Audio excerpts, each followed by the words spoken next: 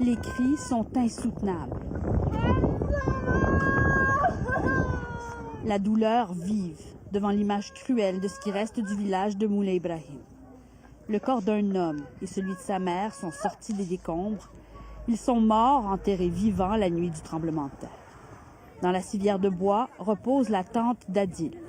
Il ne sait pas quoi faire de sa peine, sinon que de l'offrir comme ça au destin.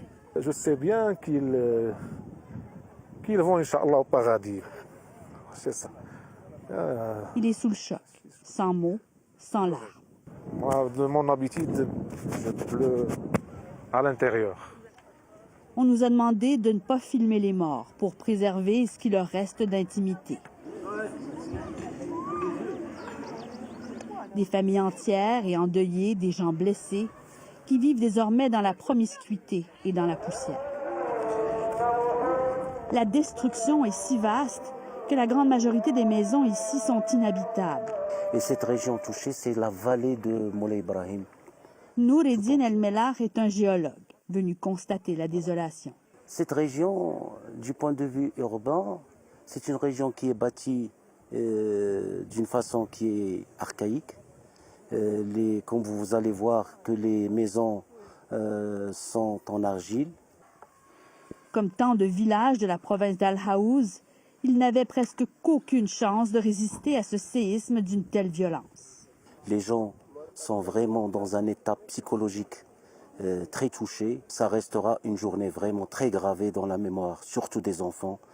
Ces garçons parlent de la nuit du 8 septembre comme celle où la terre a essayé de les tuer. C'est comme si un hélicoptère avait largué des bombes sur le village, raconte Ziad, 11 ans. Il nous parle de son voisin, qui est le seul survivant de sa famille de 5, d'un nouveau-né qui n'avait qu'1 jour quand il est mort assommé dans son berceau. Ziad et ses amis ont tellement peur que la terre tremble à nouveau qu'ils refusent de s'approcher de leur quartier là-haut. Il n'y a que les ânes et quelques âmes qui osent s'y aventurer.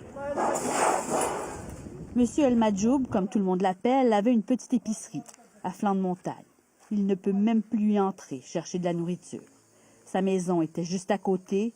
Il a reçu un morceau de toit au visage en sauvant ses filles des décombres. Il n'a plus rien.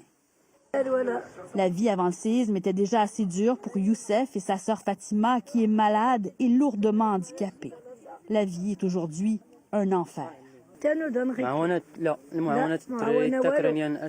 L'aide n'arrive pas, personne n'est venu ici, même les secours sont arrivés trop tard. Y a-t-il encore des survivants à Moulay Ibrahim?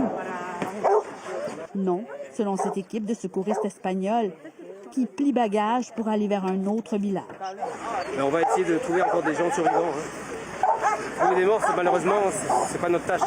Le temps presse pour regagner d'autres zones sinistrées du Haut-Atlas, ces montagnes où la splendeur côtoie maintenant l'horreur et le désespoir.